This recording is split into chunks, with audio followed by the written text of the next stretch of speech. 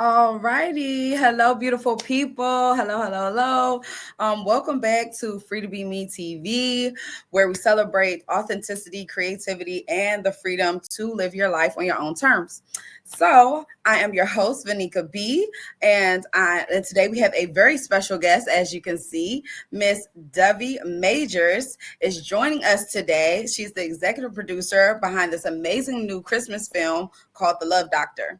The story that is mixed with holiday cheer, love, and laughs. Um, I was so infatuated with Miss Dovie because um, I just found when upon meeting her and finding out that she was the executive producer of this film, I just found like she's such a small, like petite woman, and I just found her to be so powerful. And I was like, wow, this powerhouse of a woman helped bring this story to life, right? And so I was really excited to do this. So first off, Miss Dovie, thank you so much for being here. Welcome to Free to Be Me TV. Thank you so much. Congratulations on the Love Doctor. And for Thank those you. Yes, congratulations. And for those who haven't heard about it yet, can you give us a little glimpse of what's in the film and, what's Yes. so special about it? Yeah, so it is really a feel-good film, romantic comedy.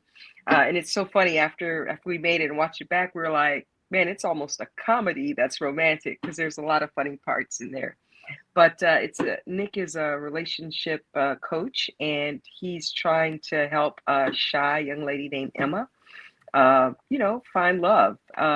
While doing so, he's also coming up off of a kind of a breakup himself, and he's got to battle like the ethics between it being a client and does he have feelings for her? But at the same time, it becomes a love triangle because Emma finds Ben. So it's pretty cool. It's cute. Um, and then there's also some family member elements that come in there with Emma's parents, as well Yes. as her Aunt Barbara. So I think with the mix of characters that we have, and then it's just a cool. My son is actually making his acting debut in the movie as James the waiter, and Yeah. so James speaks a little bit of tea. So I was gonna mention that. You going a little fast, but yes, I was gonna mention how your son was in it, how exciting that must have been for you to watch him as a mom on screen. How did hmm that feel? It's so exciting, right? To be there for your child's first. And it's like, wow, Yes. he's doing good. And we had the Yeah. amazing TC Carson, Kyle Barker from Living Single is our director. This is his first time directorial debut as well. Yes. But to know that someone like that is who my son is getting his lessons from, It's a in big deal. acting. It's pretty amazing to for him to be under someone like that, and the whole team was just a great team. You know, just being there and being part of that moment was special. Awesome. Yes, it. I felt special going to the premiere. For the people who don't know, I went to the premiere on a whim. I had no clue about the movie. I found out about it through a friend, and I found out about it, and I was like, "Oh, I want to go." Like I haven't been to a movie premiere before. Let me go. So I get myself together. The theme was green and gold, and hmm everyone looked gorgeous. Everyone was looking so nice and elegant, and the setup was just really nice, and I felt like it was such a special occasion that I was able to be a part of, and I was just so happy and grateful to be there. Thank um you. yeah, for sure. Okay, so it's not every day that we see a Christmas movie. I'm looking down at my notes, so Yes, no worries, no pardon. worries. Okay, Yeah. so it's not every day we see a Christmas movie produced by a woman of color. What that is a powerful representation. How does it feel to bring the story to life and add your touch to the holiday film world? It's so exciting, and I can remember countless times sitting in a shop getting my hair done, and they have like Hallmark TV on and you see these cute movies, but you don't see them people of color in those movies. And so that was kind of something we had in mind as well, is like to bring that kind of feel good, easy movie. Um, we think later down the road, is this something that could be syndicated and picked up, with a network like Hallmark? And it definitely could be. It's that kind of movie. Mhm. Um, so we were very intentional. I think the creativity side goes to the team. Again, I'm executive producer, not the creative side. If you look that up, there are people like, what Yeah. does executive producer do? Like, I'm the financial side. I'm kind of the, It's one of my how do we get questions this as movie well. done, right? How do we get it done? But the creative team, DJ Rao, he was the screenplay writer of the movie. So these are his ideas that he brought. So this is very first screenplay. There's a lot of us who are the very first on this project. Wow. But me, what I was bringing as that executive producer was the intention around quality. What are Mhm. the elements that we had to have so this is a really good movie? And so those are the things that I was focused on. And so we made some tough decisions to get there, but me being kind of that primary contributor as a financial producer, really, or executive producer and financial partner, really helped bring that sound of reasoning. And as the team would come to me and give me questions about it, and can we do this or should we do that? Uh, they already knew the answer. It's just that it was tough answers sometimes. So Mhm. I think they were kind of just wanted to sound it off of me, but we always made sure we were intentional and did the right thing with what are the people watching it, like keeping Right. them in mind first. So I would say, what was it like for me? It was like one, bringing something to life that was good, high quality, that I could see running outside of it can run years down the road. I watched it at every premiere, so we had 5 city premieres, Wow. and honestly, I'm gonna watch it again this weekend. So it's Yeah. not just it's a good movie. It's a good Yeah. movie. So It's for one of me, those. yeah, it was good to bring quality to something like this. And speaking to your point of quality, you can definitely tell, even though it's an indie film, an independent film, that there is a good quality of the movie. Like, um, you can tell it's like it's a you didn't skimp out on anything. You know, sometimes when you watch those Hmm. those indie films, sometimes when you watch those indie films, you like, who Wait a iPhone is minute. this? You know, Yeah, who exactly. who got the aux cord? You know, Right, but microphone dipping down, right, sound not quite right. Like transitions. You're like, man, what is right, going on? right. You're Dead like, hold up, airspace. is this my phone? Is this my TV or my what is this? You know, so I didn't have any of those feelings when I was watching the movie. I felt like obviously I felt like it was a real movie, but what I mean is like I felt like it was a real production as far as when it came up on the screen, the quality was there. Hmm. For sure. So and I love that, as we mentioned earlier, I love that your son was in the movie. What was it like working together on the set? Yeah, so it's so funny. So he's actually been a model for like 12 years, Oh, okay, lots of cool. big brands. So he's not shy of cameras. So he's been a model for like 12 Oh, years, so but he's he's a also a natural. computer engineer. He's a geek plus a model. So All right, you got the best of both so worlds there. You did a great yeah, job, mom. You did a great job. right, right. So for him, he wasn't nervous or anything. So for me, it was an opportunity to see how he works in his craft, because I know even as a model, like when he became a model, it was after maybe probably about his sixth gig. He was at a small agency in Cincinnati, and then they got him signed in Chicago, his first big agency, and now he's signed at 6 agencies nationwide. But it Wow. one of the things I was asking him, and I would hear from his parent company in Cincinnati, they were just like, he's such a professional at work, and they were like, he's always early, for his call times, and so pretty much like in his first 3 months of work, he didn't have to go do casting calls anymore. That he gets direct bills. They call him. And I Ooh, was like, and his agency was like, they do that because they know how much of a professional he is on set. He's ooh, always concerned about everybody else's time. So he yes. makes sure he's ready when it's time for him to get to the camera. And so for me, I had heard these stories from his agency. Now I get to see it. I'm so proud of him. I'm prior military. So thank you to all my military vets and Okay. friends that came out to show love. Thank you Um, for your service. Thank you for your Thank you. service. Yeah, so I'm a stickler about, your commitment to other people. Time is Yes. money, time is effort, and you have to be respectful. I don't care what it is, whatever job it is, whatever, you just have to be respectful for other people's time. And Absolutely. he was like, I got to see him outside of other roles. So for him, he showed up. He was ready. He got there early. He observed, so his call time might have been later in the day because he had just small transition Yeah. parts. It's his debut role, but he stayed on set all day, every day, so he could observe. Oh. That takes a certain level of commitment. I'm sure you're proud of the young man that he is, blossoming into and Yeah, growing into. Yeah. yeah. And I his mean, girl. it even led to him getting a couple more scenes Oh, okay. because he was there. He was there, Right, and right, right, yeah, right. networking, and yeah, and that's how it is. Absolutely. That's how it is in life, man. Show up, be ready. When the coach puts you in the game, be like, "Yep, I got this." I got it. Exactly. Period. Essentially that's what I did. Because I do I've only been in like one small movie or whatever before. Or not small movie, but like a small part in the movie, like as an extra.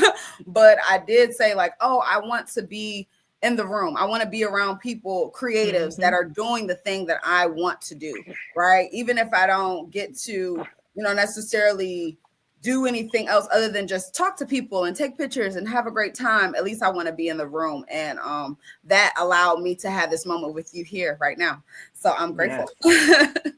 Okay, so what first drew you to The Love Doctor? Out of all the stories that could have been told, what was it about this film that said, yes, I want to make this happen?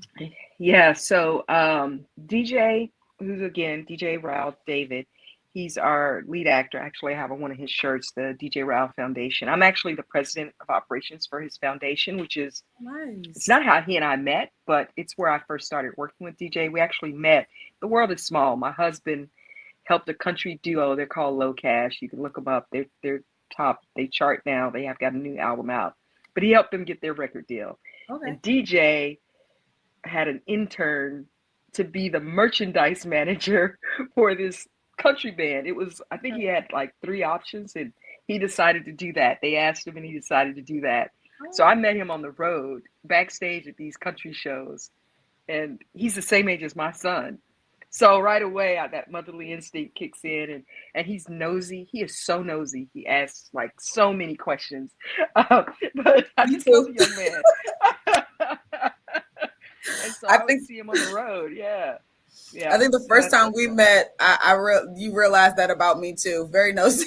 yeah, just nosy, Because asking all these I questions. was so fascinated. I had so many questions, and I'm like, "This is a party, Blair. Let her party. Yeah, She's been working. Like, let her party." yeah, yeah. So yeah, and so after COVID, he and I reconnected actually at Low Cash, one of the duo, Chris. Actually, he lives about 40 minutes from our house in Florida. Mhm. He was having a Christmas party, so we saw DJ at the party. It's like, hey man, what you been doing? I hadn't seen him in a couple of years, and he's like, oh, I made a movie. So he was in Christmas in Carolina. Um, so we went home and we was like, is it streaming? He's like, yeah. So I think we streamed it off Amazon Prime and watched it. I was like, well, look at DJ. And then a few months later, he hit me up about being the president of operations for his foundation and he wanted to know how do I grow it. And I'm all about tackling new things and getting things done. And I listened to him and I was like, we can grow your foundation nationwide. And at that time, he was doing things in a couple states. And honestly, by the next year, we were already in 13 states. So Ooh. working with him on that scale and helping him grow and make his, foundation grow, we were in DC at Ben's Next Door, and I'm asking him questions now more about making movies. By this time, I think he's been in two or three. And, I was asking, again, I'm the financial person, so I was asking about movies. How does finances work? What does it cost to make a movie? And we're sitting around the table, and I'm like, why do you guys have a middleman? Like, why are you out seeking finance and hey, you have somebody else trying to get distribution for you? When I look around this table, we got everybody we need right here. We should do it ourselves. And that's how Mm, I am about things. When I mm. put the idea out there, it's not just a casual idea. So they got to work, and then I go into my task mode, which is calls, pings, screens. What when are we having our first meeting? Why? Let's set it up. So the more I'm pushing, he delivered. And he had TC in mind. He had worked with TC before. So once he got TC on board as a director, they called me. I mean, they scheduled a pitch for me. So we went through the full process. So they scheduled the pitch, and that's the script that they brought that they pitched to me. It was a good read. Yeah. It was curious, and right away I could see the humor that could potentially be in it, and I was like, yeah. And again, they own the creative side, and I was like, yeah, this is a project I can get behind. Let's do it. Awesome. So Christmas movies have a way of making us feel hopeful and connected. Was there any specific message or emotion that you or DJ or the writer wanted the audience to walk away with from this film? Yeah, so right away, as things really started to unfold and the script came together and I started to see it, like off right away, I told, DJ in conversations as we would have our meetings and stuff, I was like, guys, this movie's about, it's more than just love. Like it can apply to life in general. It's about second chances, reconnecting, having resilience through relationships, whether that's a work relationship or family relationship. And, I come from a family, and I know most of my husband's family the same way. There's always something going on. I'm like, why we have to have grudges? Like somebody in the family got a grudge on somebody, and it's just like somebody's not talking to somebody. But this is about, what are those second chances? Don't let regret, play into that. If you need to say something to fix it, like say it to fix it. So I just saw a lot of places at work. I see people, you know, assumptions can be made about work product and work quality in the workplace. That can be a misunderstanding. And versus taking the time and being big enough to clear that up, people let it fester. And then maybe people leave a job, or the job, asks them to leave. And so when it doesn't have to happen that way. And so I just thought there's so many places that this can imply it's bigger than a Christmas movie. And it feels good. Yeah, I think one of the things that I took away from the movie, especially was, step up, claim your spot. That was the Mm-hmm. thing that really spoke to me personally, and I feel like I needed to experience that. I needed to hear Mm-hmm. that, like, look, step up, claim your spot, say something. Yes. Get Mm-hmm. get what you want. If this is what you want, then go after it. You know what I mean? Yes. So, that was really inspiring, and I really enjoyed that. So, as being in the, is this you said this is your first time Yeah. being, right. So what do you Mm-hmm. do, not to be, all in your business, but what do you do outside of that? Because that's, something I also found really fascinating, was like, basically what you do as a career outside of being executive producer. Yes. So I live in Taiwan. So it's Yes. like almost 10:30 at night here. So Woo. we're 13 hours ahead. So it's already Thursday night. And I am chief executive officer and chairman for Rocket Fulfillment Company, which is a subsidiary of Coupon. And I'm also the head of EHS, Environmental Health and Safety for Taiwan, for the company. Um, Coupon it's spelled COUPANG. Our stock ticker is CPNG. We're actually an American based company based out of Seattle, Washington. We do the same thing Amazon does. A lot of people call us the Amazon of Asia. It's where we have a lot of traction. And I actually worked for Amazon before they stole me away. That's how I got to the job that I'm in right now. Nice. Amazing. Um, what? Okay, so another question I have for you, and it's going back towards the, film. In the film industry, we all know it can be a challenge, especially for independent producers. What are some of the biggest lessons or surprises you've encountered during the production of The Love Doctor? Uh, I mean, I won't say it's a surprise, but I would say validation number one behind the scenes, which is as an executive producer, you do whatever it takes to get it done.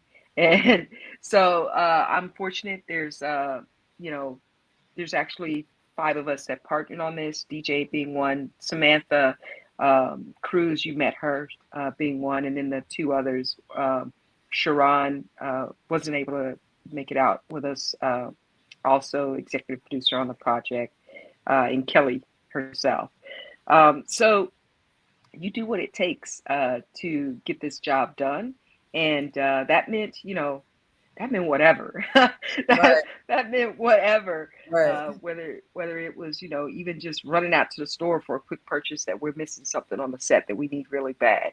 Um, And I wouldn't say that was not a surprise, but definitely a point of validation that my world as an executive in the business world definitely translates over. Because in my role now, that's kind of the energy that I have to bring every day, which is, hey, we Mm-hmm. do what it takes to get it done. And think Mm-hmm. about having the customer in mind. There's very good synergy there. And it's like, wow, all of these things that it takes to do well, you know, in a business is the same thing it takes to do well in film production. And then I would say the other thing that I would say what I was surprised about behind the scenes was just kind of watching the movie unfold. And even then, I could tell the movie was going to be more funny than any Mm-hmm. of us probably thought or planned. Like Yeah. the creatives behind it, I know they had some lines they expected to be funny, but that was more like transition through the movie. Mm-hmm. But as they started to get into character, it was like, oh my God, this is hilarious. And then Yeah. we just got that validation once we picked our team that did the sound on it. Um, they validated it. Smiles and his team, he was like, well, we've done the scoring. He goes, this is a funny movie. And at that time, I hadn't seen the movie from beginning to end all the way through. I had only seen Mm-hmm. like different snips. So I was like, don't ruin it for me. And he goes, it's a great movie. He goes, scoring's done. He goes, it's a funny movie. And I was like, perfect. That's all I need to know. Okay.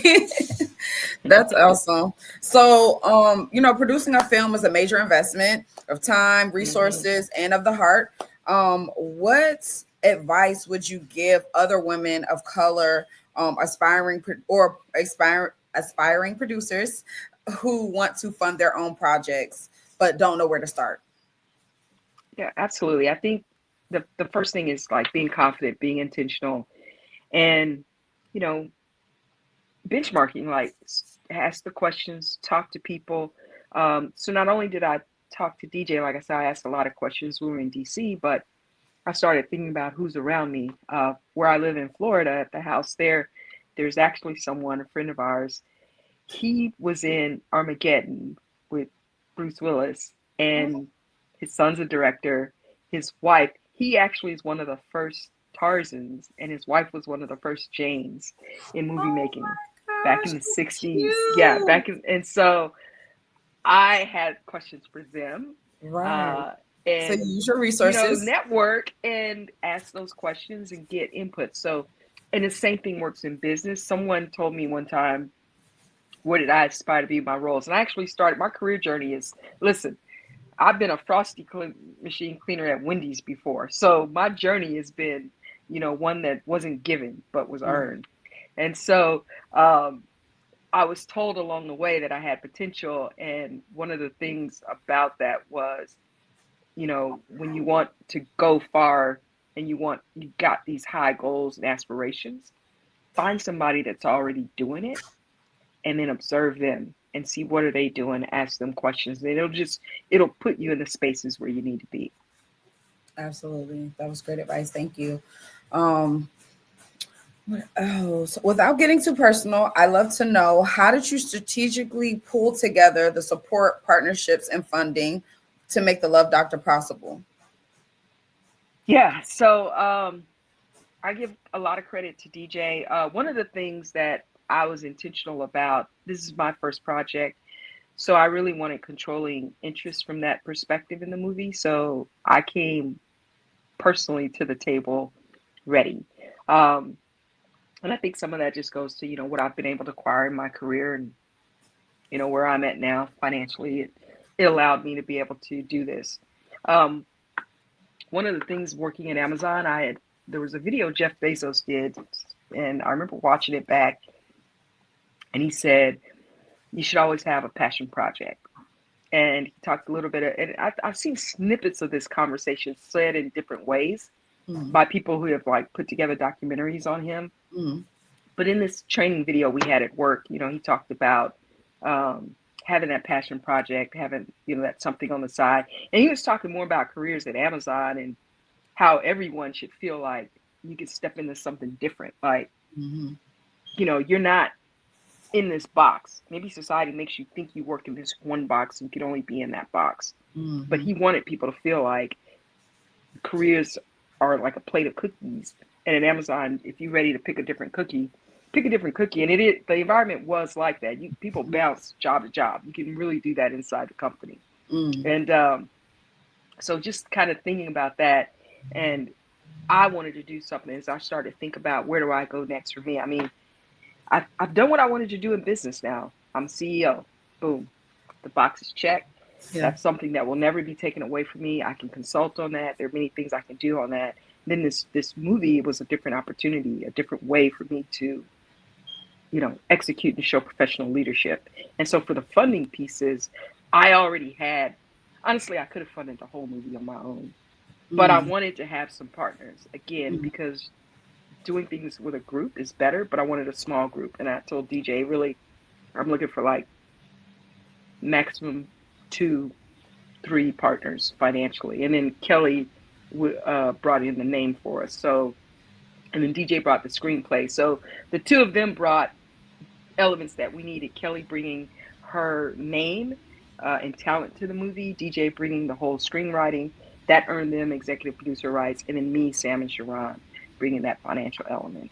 And then me coming, with more than half of the funding myself. So, yeah, for me, I was about putting my money where my mouth is, which had me very focused. Also, when I learned Amazon, right? Focus on the customer. And I was focused on what is this movie going to look like to the person sitting out at home or in a theater watching it. Okay, I see how your your professional experience has translated over to you being able to do this as well. What are some like personal things that have gone through or whatever that also helped you to be able to transfer over to the film world? Yeah, I believe that life is a journey and there's pieces of it that keep coming full circle. Honestly, mine goes all the way back to childhood. I'm named after my grandmother, Dovie, like lovey dovey. Her name was Dovie. It's an old name, but it is not popular nowadays. But it was back in, maybe the 40s or 50s. And she was paralyzed 3 months before I was born. And I'm the last grandchild. I know my mom and dad, I was an accident because my brothers are 13 and 14 years older than me. All my cousins are much older than me. So you're the baby. Oops, we got another one coming. You wasn't a mistake. You were intentionally brought here. You were divinely brought here. Yeah.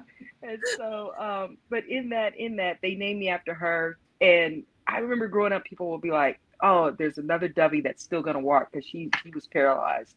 And being around her as a kid, as grandkids, we had to do what we call shifts, which you had to go live with her. And I remember my summer where I had to go stay at her house and help her. She'd get us up early in the morning, cook breakfast, lunch, dinner. She was that kind of traditional wife. My granddad go out.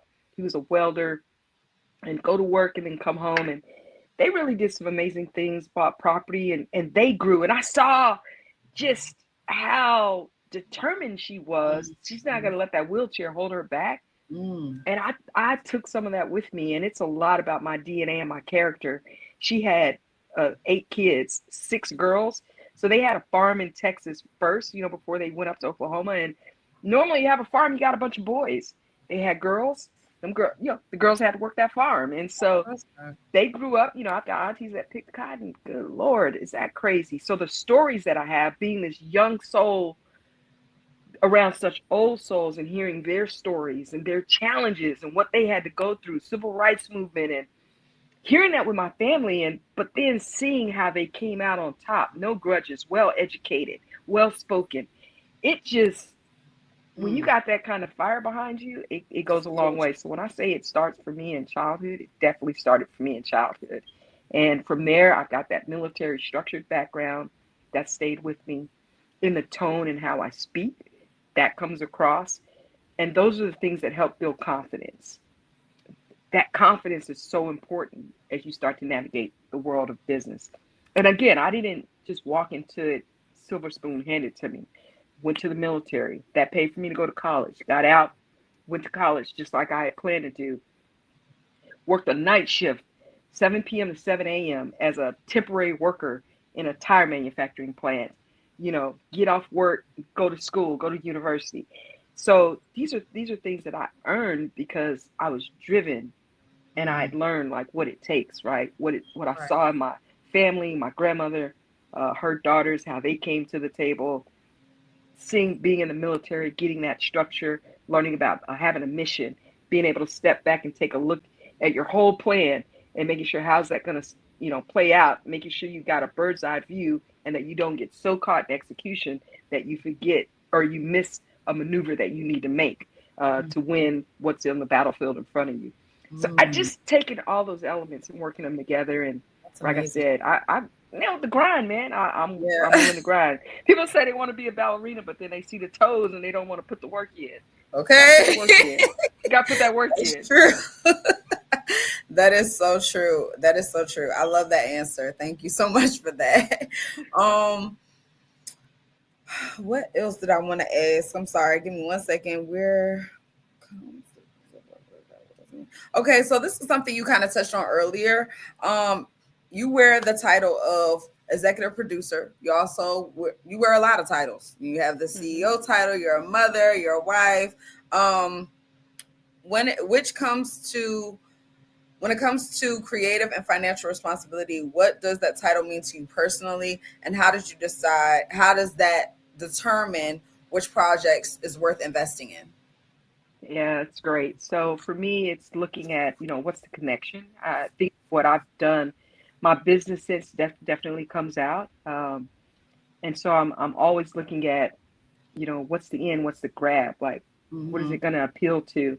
Um, how is it a first in its own right? Right. So Yeah. what is it navigating? And this one hit, like I said, it hit a lot of elements for me.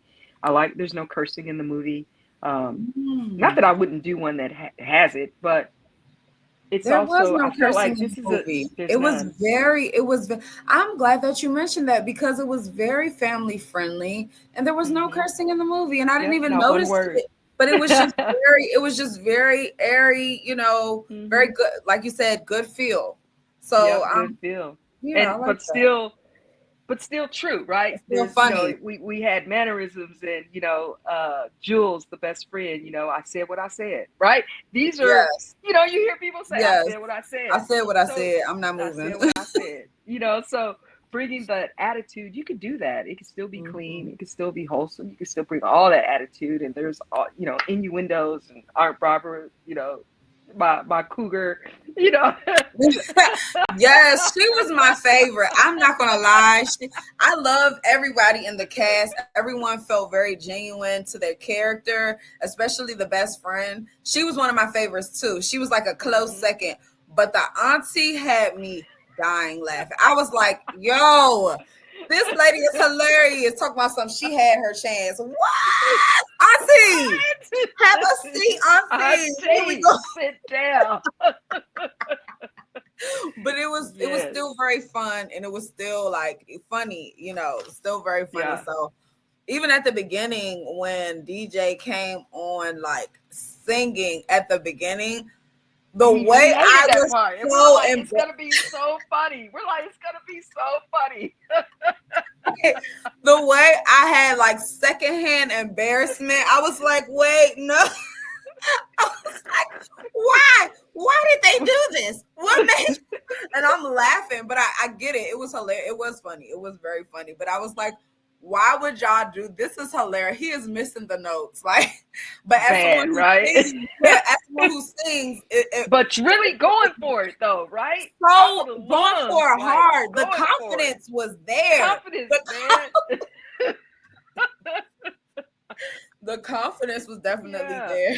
So yeah, looking for those intentional moments like that, it doesn't connect. And so hey, yeah, that the script it connected, and I think the confidence I had in um, TC, it's his first time debut, but I felt like this guy. I mean, he did. I think they had 12 seasons of Living Single, so he's been behind the set. He knows what it takes for lines to deliver. Mhm. I had that confidence in him as a director. I knew he would bring this home for us, and it just those things resonated for me. The Even in line, the his movie itself, and who we had on the yeah, project. even in his parts, he was very smooth too. Like he was very confident. Like everyone had their own stance, and he even though he didn't have like he didn't have like a ton of stuff he was saying, he was just so very like he was a pillar, you know, like he was just Yes. very strong in the movie. So shout out to TC Carson for that. We love you.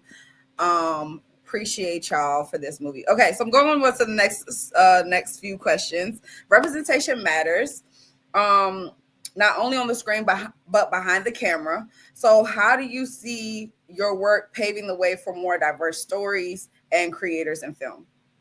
Yeah, you know what? My son, he was getting interviewed, and I was listening and watching some of the footage back, and I just, it really meant a lot. As I thought about what he said, he talked about the characters in this movie, and he was like, for someone like me, this is, he's like, I've been a model, I've been signed to a talent agency for 12 years, but this is his first opportunity to do a role. He goes, and it wasn't a stereotype role. I wasn't a thug. I wasn't, you know. And he was like, I was able to be authentically who I am. Like I told you, he's a computer geek, and he's someone that's worked hard too to get to where he is. And he's like, hey, I'm the waiter out here. It's a respectable, job. Living. I'm not dealing or trying to hustle or anything Yeah. like that.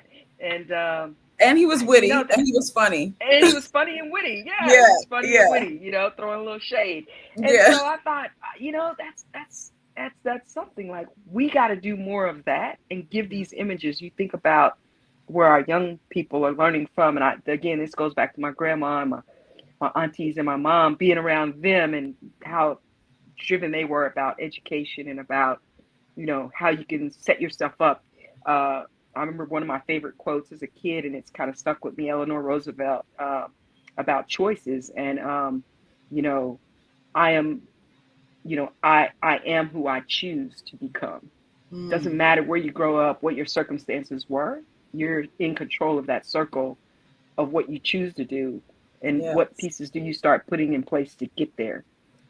I want to make these positive images. So Yeah. that is important to me, showing that diversity. And again, we all have different challenges that we overcome. And you could still have the funny sayings and the things that culturally that we do. Like I said, that little attitude of Yeah. I said what I said. Like, yeah, we talk like that. That Yeah. is, we say Yes. those phrases, but at the same time, when she was on point in her role as Nick's assistant in that work mode, Dave Chappelle said one time that he was bilingual. He said, "Yeah, I speak street and job interview." I, She did. that's She what we're did bringing you. code switch. You did see where she did code switch. Where she was like, "Hello, Hey, welcome." You know, she was very right? welcoming. This is the office, girl. Come on in here. We need to make these Yep. coins, okay? You need love. Yep. We need to help each other. Come on, come Come on. on. Yep. Exactly. So yeah. So who inspires you to dream so big? Not just in the industry, but in life. I guess you did tell me your family Yeah. before, but is there anyone else that you would like to mention? And then also, how do you stay grounded while navigating such a demanding creative space and like just your everyday life? Yeah. So, I mean, first of all, becoming a parent changes you. I don't care what anyone says.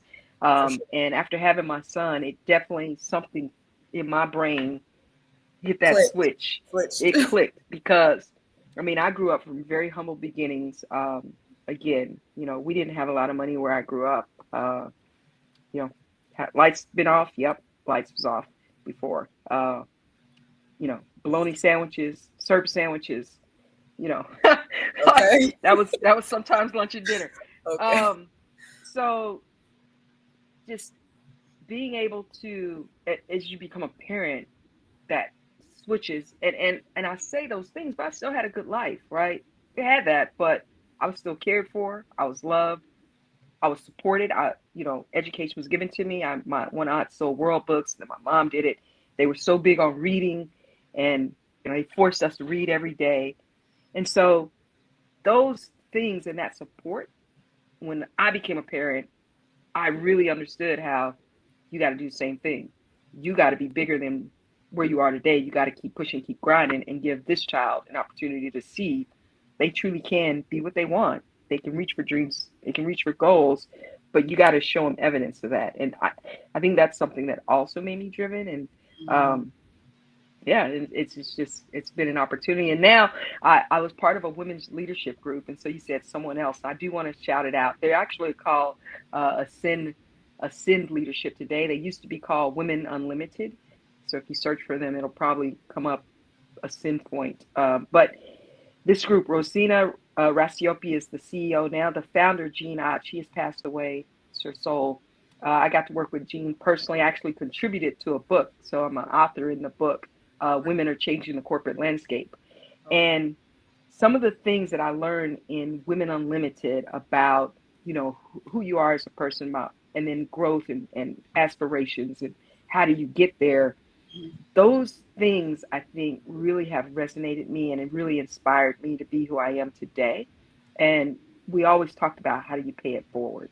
And that's just a part of my DNA now. And I think those elements have shaped me. And in that, I always want to, one, push my own personal boundaries, but then how do I pay it forward for others versus whether it's my son or just others in general. So those things have definitely shaped me and have inspired me in who I am today. And then the DJ Ralph Foundation, our tagline is Aspire to Inspire. We do a summer camp in South Carolina every year, working with kids. We do book bag donations, partner with Ronald McDonald House every Christmas. You think about the families. One, if they're staying in a Ronald McDonald House, especially if they have other kids, those other kids may not have gifts. Because those parents are worried sick. Parents or parent is worried sick about that child that's in the hospital. What happens to the siblings?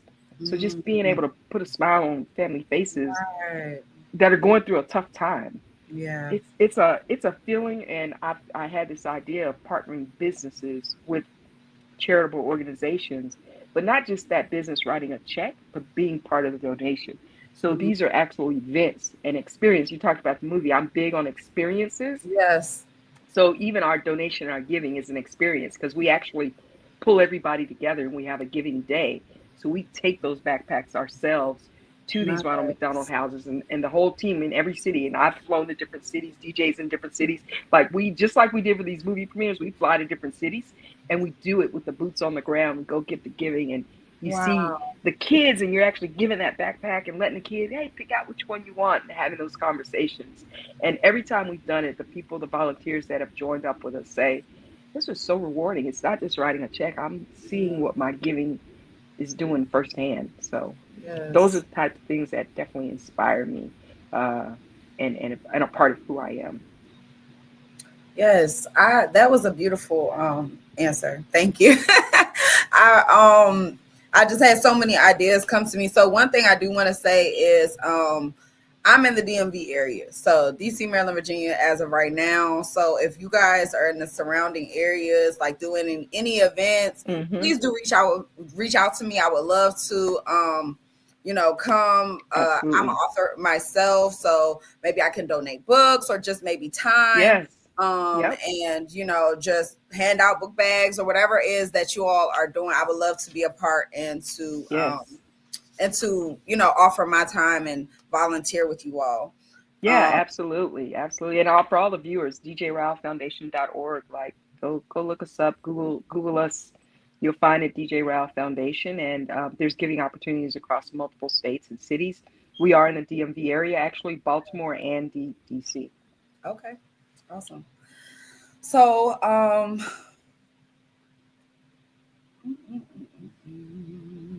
okay, moving on to the holiday portion.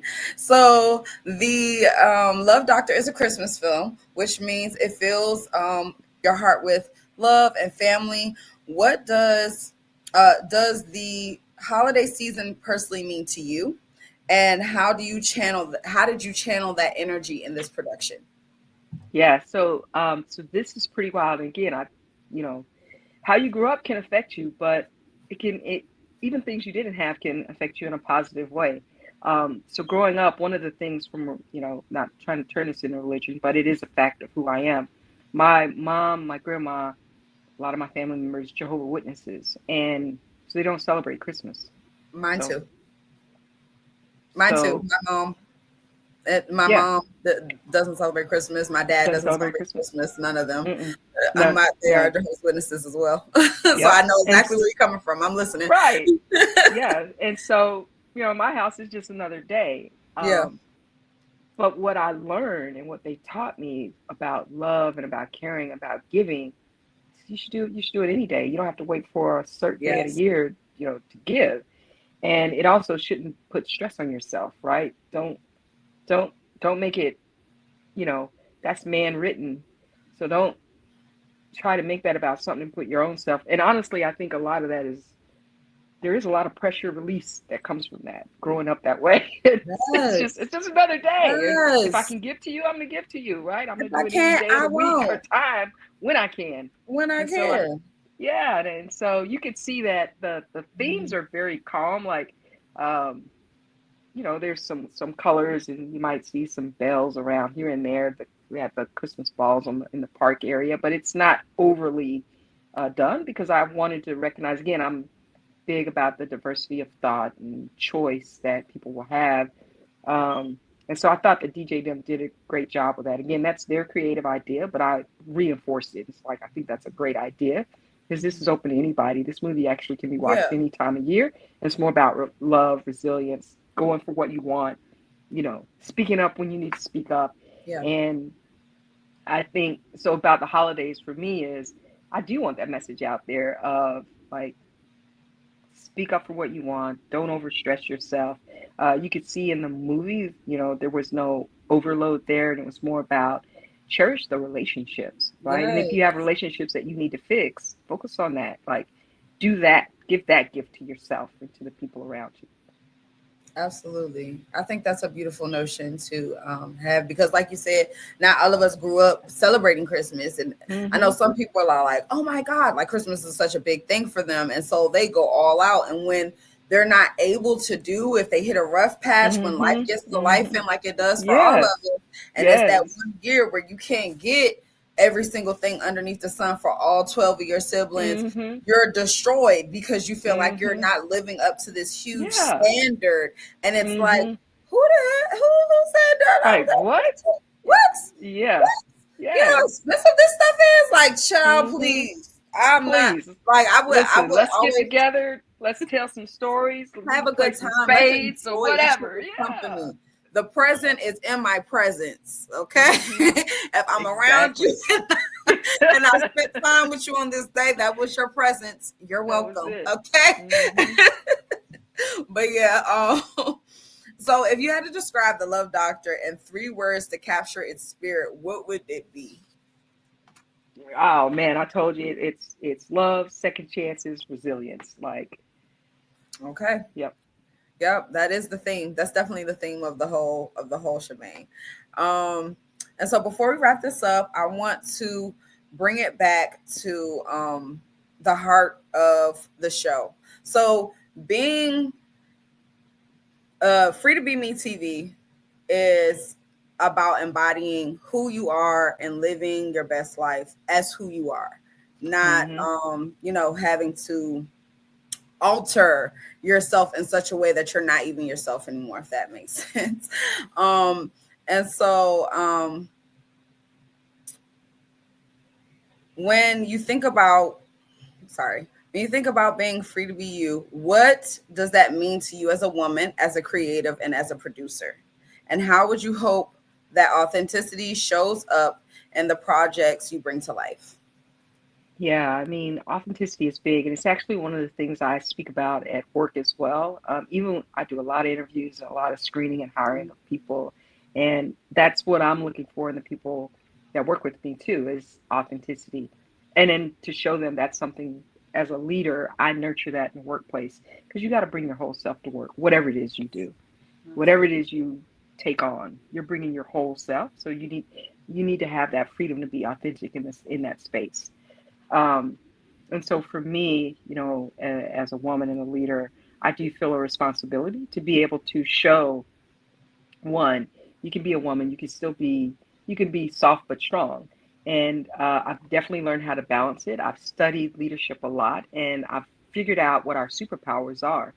With the women, there are, stereotypes and expectations. And so I would, people say it's unfair. What I would say is it's different.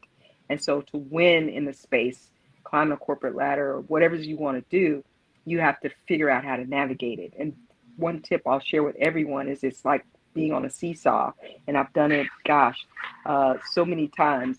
But if you like on a seesaw, like here, on the one side is that direct side of behavior, and someone who's straightforward and direct. If a man is that way, they'll be like, "Oh, I like Bill. He's so straightforward. You know exactly where you stand with him." And on the other side is that personal side, and people say, "Oh, that Bill, he's such a great person. He's just so caring and cares about people." But if I'm a woman and I'm over here on the caring side, can she cut out for this? Can she handle it? But if I'm over here on this side, that direct side, they're saying some words that probably aren't choice words about a woman, and Yes. Calling you so for everything but us, a child of God. everything, right? And so for us, we can't be out there on those external ends in our spaces. We have to be very, very tight on the inside and operate in. I can't be too strong and I can't be too soft because there's stereotypes about it and people have thoughts. No, I can get there and I can become authentic, but what I have to do is figure out what's this space right here? How do I navigate and master that space, which will free me up to then be my authentic self and be the rest of the space. I've learned that. And that has been the secret sauce of how to navigate careers, how to navigate endeavors, investments and opportunities. That is so powerful. Thank you for sharing that those words of wisdom with us, because any of us women out here who have big aspirations Yes. and we move on a different time, like we're moving like in our minds, we want to go because we're feeling like we might be behind or whatever the case may be. It's hard sometimes. I'll speak for myself personally. It's hard for me to be on the softer end of things and not to be as direct, because I'm like, look, I ain't got time. I got time to be behind you. Yep. Like, look, stuff to do. So what you gonna do? Like, that's how, so I have to learn how to reel it in. You have to ring it in. Back. Operate just the space you need to. And then again, those relationships are so important. Surround yourself. I used to tell people I'm a mentor as well, and a lot of times with my mentees, I tell them sometimes you have to have a break with to have a breakthrough. And so, who's in your circle right now? You might have to break with some of them. And so there's people that I used to hang with that I don't hang with anymore because I had different aspirations of where I wanted to go. So sometimes, not that I love them any less or any different, but hey, I'm being intentional about where I wanted to go career wise, my own personal relationships. And so sometimes you have to have a break with to have a breakthrough. Absolutely. I feel that tremendously, because I feel like I done broke up with so many. I done broke with so many people just as of recently. So I feel like my breakthrough, God willing, is That's coming. right. It's coming. Have to keep the faith, man. Keep the faith and speak it into existence. Those are all things that I'm big on, right? Speak it in existence. Stay positive about it.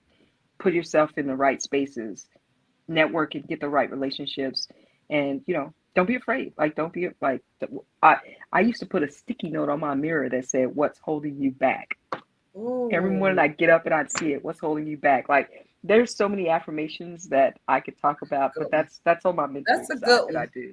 That's a good one, though. That's a good one. What's holding you back? And you know what? I heard that the other day too. I was scrolling through my, little feed, and this one lady was like, "I just been asking myself, what's holding me back?" And I found out me was holding me back. So I had to do some adjusting. And then she went down this list of like the things that she would do with herself at the end of the month, like a meeting she would have with herself. And so I'm glad that you said that, because that just reminded me of that video, and I need to go and do that meeting with myself. It was really valid, the things that she mentioned. Okay, so what's up for you? What's next for you after this project? Obviously, you guys are still promoting this amazing film, The Love Doctor. What else do you see coming up? And are there any other story genres that you are excited to explore? Oh my gosh. I definitely, we're like, what do we want to do next? Every city has asked us, when's the sequel? Yes. So we're working through, like, thinking through what do we want to do next, and there is room for that. There is room for that down the road. I would say for us right now, it's we're going to get on the phone here in the next week or two as a team and start talking through, you know, what kind of stories are out there in front of us, what's intriguing us that we would like to bring to the table. So we're in the mode right now to think it through, and then from there, yeah, then you know, watch out, something next is coming. And again, for me, like I live here in Taiwan, and so you know, on the business front, I'm very focused on, you know, the success of my responsibilities here, and Yeah. those are the things that afford me to be able to work in these spaces and have this, like I said, as Jeff said, that passion project, because you never know where it'll lead you. So Absolutely. I'm actually founding some arms of my own company as well, um, and so the movie side is going to be, it's called Major Moves. So playing off of my last name being Majors. Um, Okay. and it's got a philanthropy side as well as like a leadership side. Major Force is the leadership side, so mentoring, consulting, and development. So yeah, I got some things that I'm doing personally because a Okay. lot of people have asked me, like, how do I get time with you? How do I do these things? Yes. And so um, everything we've locked down all of the domains.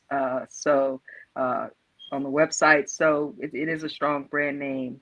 So we're going through the branding and things right now, but that's coming soon. So this time Okay. next year, hopefully those three arms of Dovie Majors will be alive and well. Okay, that sounds amazing. I'm excited to hear about. I hope we can do this again. How do you Yes. feel about it? Because I really would love to hear more about your story. I know we went over a lot today, but I just find you so fascinating. I'm not gonna lie. So I really would love to talk to you. You know, outside Yeah, of this. absolutely. You know, again on my Yeah. channel or whenever. So, lastly, what message would you like to leave the viewers, especially those watching who have a dream that they're but may be afraid to take the leap? You know, like I said, ask yourself what's holding you back. And so, you know, these are like in the movie, you'll hear Jews say, trust yourself. Yeah, you trust Yes. yourself, figure out what that is. And again, you don't have to go out there where you feel like you're jumping into the deep end. And I think that's to me, I know that's something that scared me before, For sure. feeling like I'm jumping into the deep end. And then, you know, do I have a life vest or a raft? It's like, where's my lifeline? No It fun. doesn't have to feel like that or be like that. You could take steps so that you easily wade yourself into the pool, learn how to swim, and then go ahead and become that pro in that lane that you're in. And so, what I encourage you to do is, again, like one of the things that I've mentored people, get you a piece of paper out, simple exercise. One, and it's all about five things. The first five things are write down the five people who are doing what it is you think you want to do, because that's going to help you figure out if you really want to do it too. Go out and Mm-hmm. find them, figure out how to network with them, and find a way to be like, can I shadow you one day? Can Mm-hmm. I watch you? I've done so many job shadows in my career, it's crazy. And I don't know what keeps us from asking that. Why are we afraid to ask somebody, can I job shadow you? People can take people to work all the time. People take their kids to work with them. Go out and meet somebody and be like, can I I job shadow you never for one thought to day? do that. I No never one thought does it. because No it's one like does it. you're like, oh, they're at work. You don't want to be like that weird person following them around, like in your head. Maybe that's what I. That's the first. I never thought to do that. That's a good Exactly. idea. It's a That's a good great idea. idea. I've done it so many times, and it just really helps you shape and figure out what it is that you really want to do. And that will then get you into the circles that you need to be in. People Mm, love sharing about themselves. I love that I'm sharing today. yeah. So I think we don't realize how much power we have to create and become what we want. Mm, If you ask somebody, they will gladly share mm, what they're doing, and it's inspiring for them to know that someone's interested, to learn their walk and their journey, to learn their truth. When you do that, it just becomes a mutually inspirational experience that you can have with someone. It doesn't cost anything, yeah. and you can find out and you can start to meet people, because then they can put you on.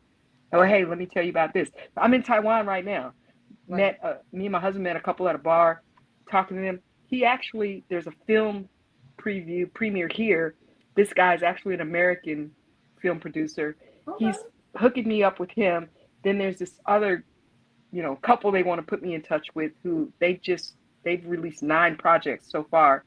So that's what I'm saying. You just got to put Wow. yourself in, Right. Just put yourself out there. Put put yourself it in the out there. space to, get with Mm-hmm. people, do the thing. Like how I Yeah. did this, guys. If y'all are still Yeah. watching this, how I Yes. literally You met reached this. out. Yeah, I reached out, Yeah. I put myself out there.